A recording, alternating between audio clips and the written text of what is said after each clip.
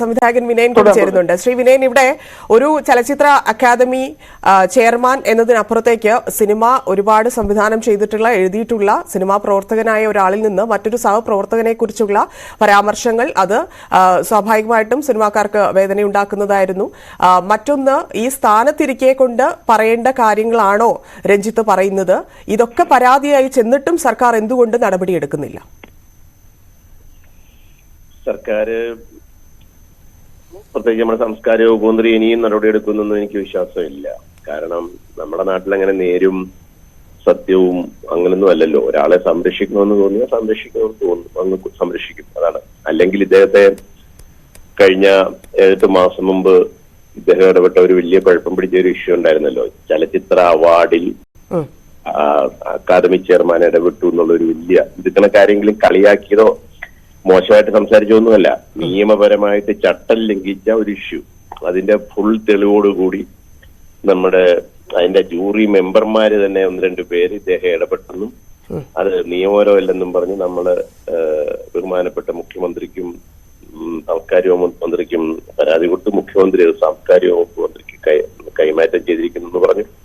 സാംസ്കാരിക വകുപ്പ് മന്ത്രി അങ്ങനെ ഒരു കിട്ടിയെന്ന് പോലും എന്റെ അടുത്ത് പറഞ്ഞില്ല, ഒരു കത്ത് വന്നില്ല. എന്ന് മാത്രമല്ല, അദ്ദേഹത്തിനോട് ഈ വിവരം അന്ന് ഇഷ്യൂ ഉണ്ടാകുന്ന സമയത്ത് ഞങ്ങൾ പറഞ്ഞിരുന്നു എന്ന് നേമം പുഷ്പരാജ് അദ്ദേഹത്തിന്റെ PS-നോട് പറഞ്ഞിരുന്നു. PS-നോട് പറഞ്ഞാൽ മതിയല്ലോ എന്ന് വ്യക്തമായിട്ട് പറഞ്ഞു.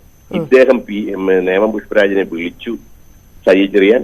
അങ്ങനെ അതിന്റെ തെറ്റുകളെല്ലാം മനസ്സിലാക്കിയിട്ട് ഇങ്ങനെ ഓപ്പണായിട്ട് അദ്ദേഹം പറഞ്ഞത് രഞ്ജിത്ത് ഒരു ഇതിഹാസമാണ്, അദ്ദേഹത്തിന്റെ അങ്ങനെയൊന്നും ഉണ്ടാകത്തില്ലെന്ന്.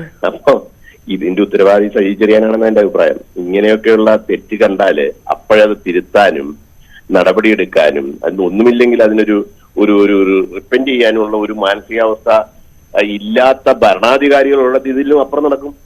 പക്ഷെ പിന്നീട് എന്തുണ്ട്? ഈ കേസ് താങ്കൾ വിട്ടോ? ഞാൻ വിടാൻ കാര്യം ഇവര് തന്നെ ഒരു ഡെമ്മിയെ കൊണ്ടുവന്നൊരു കേസ് കൊടുത്തില്ലേ? ഏതോ തന്നെ ഒരു ഡെമ്മിയെ കൊണ്ടുവന്ന് ഹൈക്കോടതിയിലും സുപ്രീം കോടതിയിലും ഒക്കെ ഒരു തെളിവില്ലാതെ കേസ് കൊടുത്ത് തള്ളിക്കുന്ന ഒരു പരിപാടി ചെയ്തില്ലോ.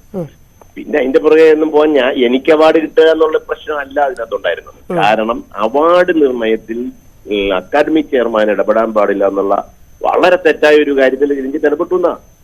അപ്പൊ ഇന്ന് നമ്മുടെ സജി ചെറിയാൻ പറയുന്നത് കേട്ടു, വ്യക്തിപരമായ കാര്യങ്ങൾ അതിനകത്തുള്ളത് ഇതൊക്കെ പറഞ്ഞു തീർക്കാന്ന്. ഞാനും തന്നെ പറയുന്നത്, അദ്ദേഹത്തിന് ഇഷ്ടമില്ലാത്ത വ്യക്തികളെ ദ്രോഹിക്കുക, ആ സ്ഥാനത്ത് കയറിയിരുന്നുണ്ട്, ആ ചെയറിൽ കയറിയിരുന്നുണ്ട്, പറഞ്ഞു മനസ്സിലായോ? അല്ലാതെ ആറാട്ടുഴ വേലായുധ പണിക്കരെന്ന് പറയുന്നത് ഇങ്ങനെയുടെ കുടുംബശത്രുവും അമ്മാവനും ഒന്നും അല്ലല്ലോ. ഇങ്ങനെയുടെ എന്നോടുള്ള ദേഷ്യം കൊണ്ടാണ് ആ പടത്തെ അങ്ങനെ പറഞ്ഞു മനസ്സിലായത്.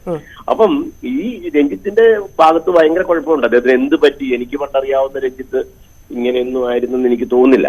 രഞ്ജിത്തിന് വലിയ കുഴപ്പമുണ്ട്. അദ്ദേഹം ഇത്ര ഒരു സ്ഥാനത്തിരിക്കാൻ ഒരിക്കലും യോഗ്യനല്ല എന്നുള്ളത് ഒരു സത്യം തന്നെയാണ്.